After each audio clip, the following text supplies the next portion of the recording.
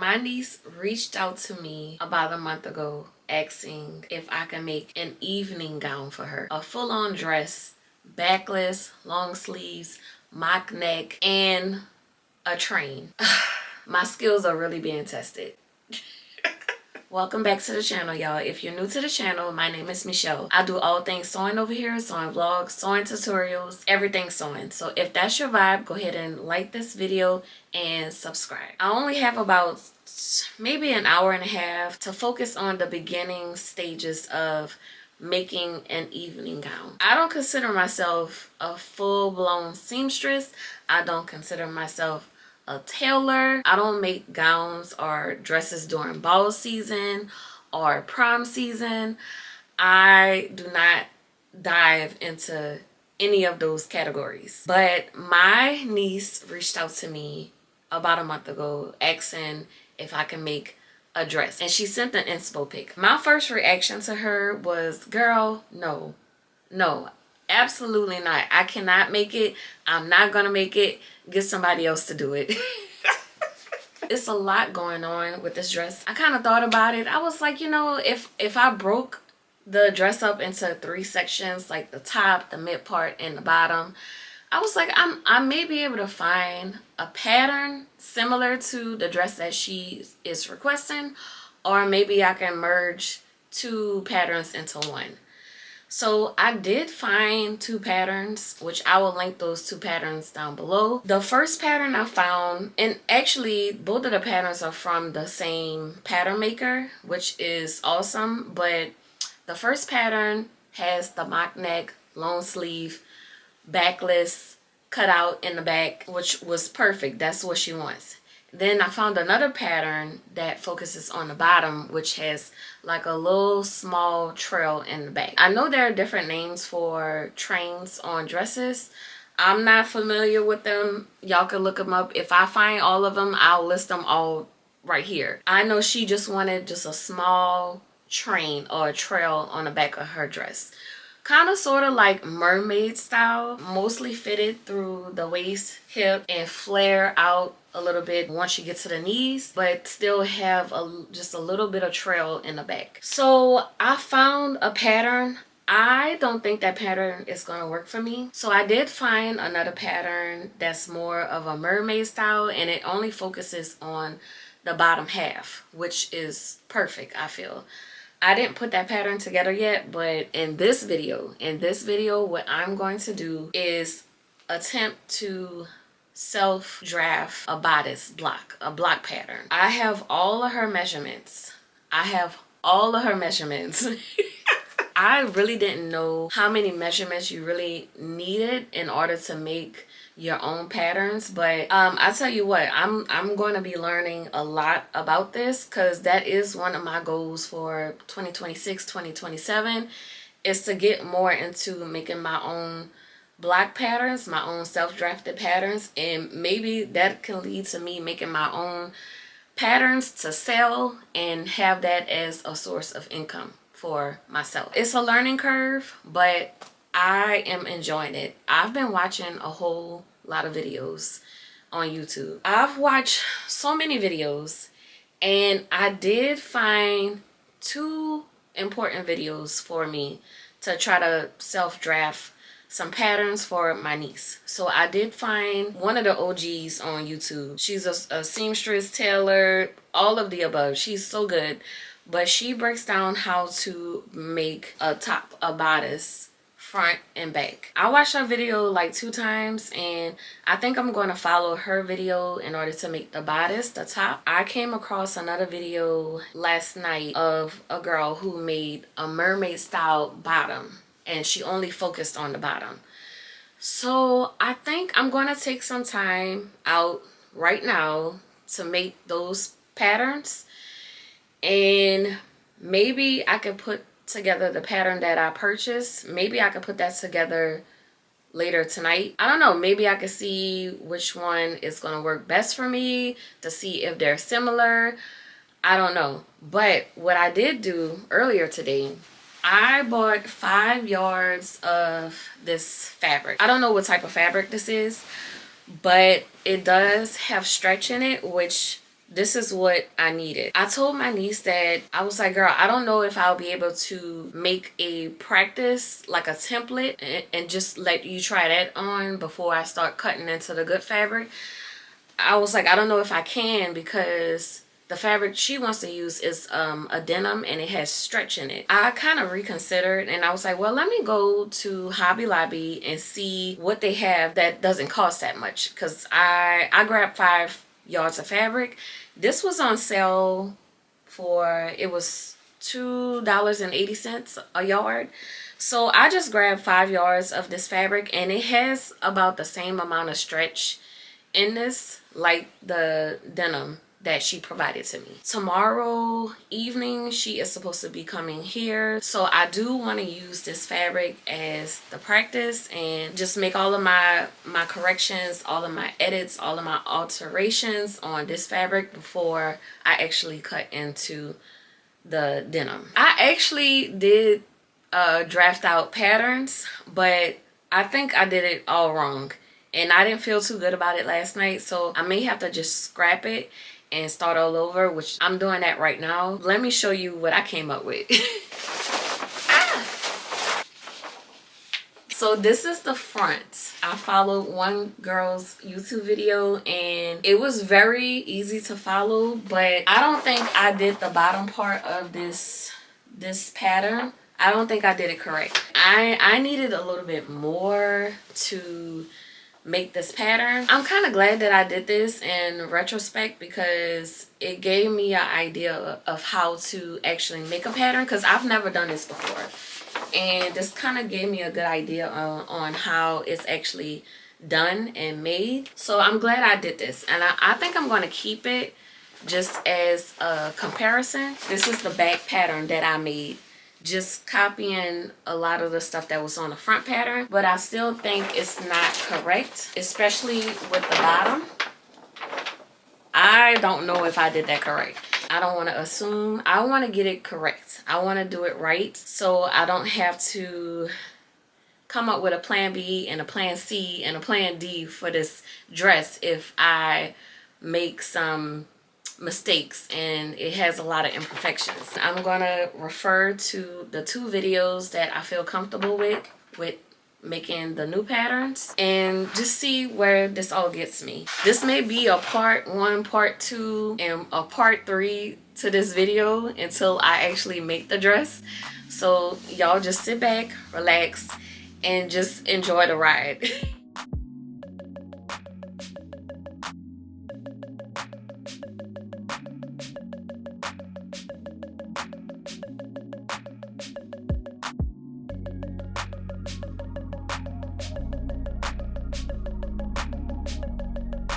Method, which might not be you through on what goes where, so that way whenever you try it on yourself, you know where and what to look for.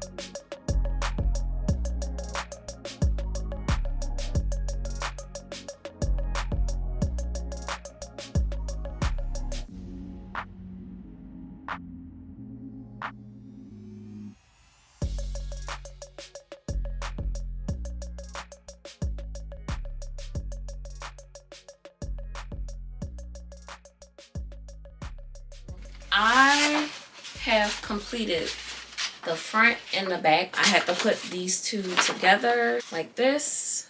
If it looks like it's not making a nice smooth transition into a nice swoop, then I have to go back and make some adjustments there, and also around the neck. I have to make some adjustments on the back and bring it a little deeper, because I feel it's probably too high up on her neck, because it's not making like a smooth transition into the front piece. I am learning a lot just fooling with the front and back bodice patterns. She still goes further into making a sleeve, which I will get into later, but I think I'm gonna stop here and revisit it later tonight, and also fool with the bottom part, which is the train. I'm gonna stop here and take a little break, and I'll be back to fool with the bottom part of the dress. It is late evening, and this is something that I have to do tonight in order for me to work on the template tomorrow. My niece is coming tomorrow afternoon, like late evening, to do the first try on. Earlier you saw me working on the bodice, the front and the back pieces of the bodice. I still have to go back to that video so I can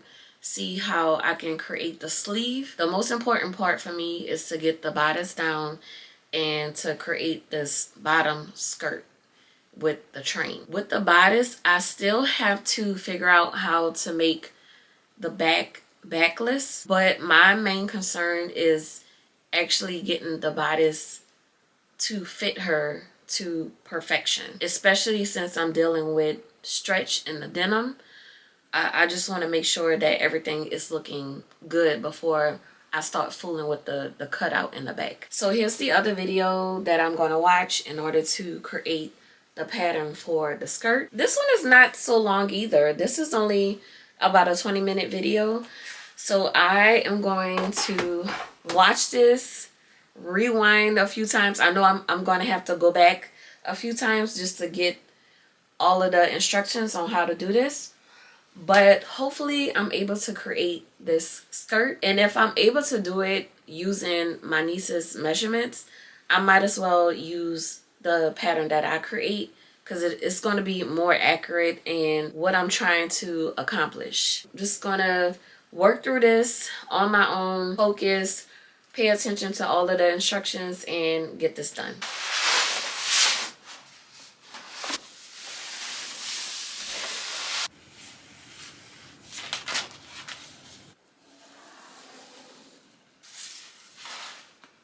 And mark it across this way.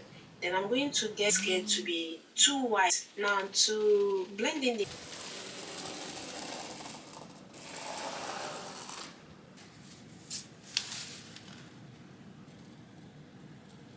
from over 700 balloon styles. All right, I am done with the front pattern of the skirts, and it's looking pretty promising.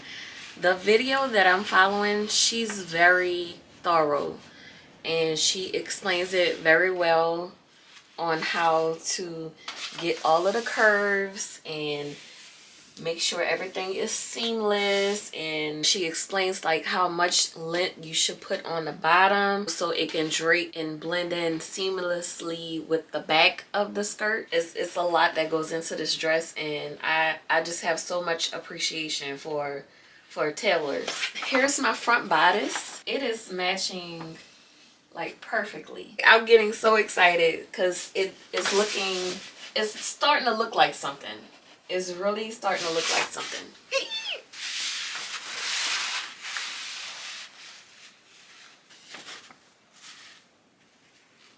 I think I am done with this front piece. Now I need to cut this out and then work on the back piece, which is a little bit more detail to it because that piece has to be wider.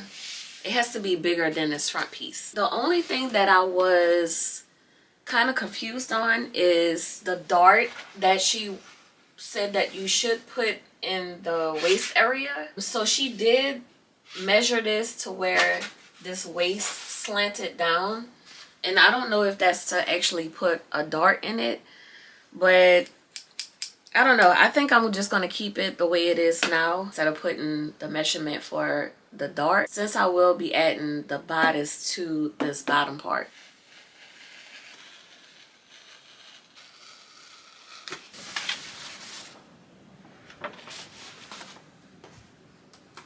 Want it on the front, you can decide to do look on the back, the way.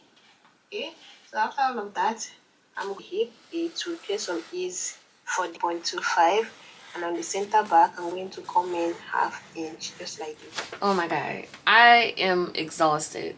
I was able to get this done. Hopefully, I'm hoping that I got this right, y'all. I went back on that video so many times, like 20 to 30 times, just to understand what she was saying, because she had an accent, but she was explaining everything so in detail that I had to keep going back to get the information and to gather all the information so I can do this correctly. I think I pretty much got it on point. I'm hoping that this train is long enough for her, for my niece. She doesn't want it too long, and she just wants a little something, a little trail behind her, nothing too big. So I'm thinking that what I've angled out on this pattern, I think this will be enough for her. I am going to cut this out and match it up to the front piece, because there's a certain way she placed them together to make sure all of the angles match up with each other. Ugh, I have paper everywhere.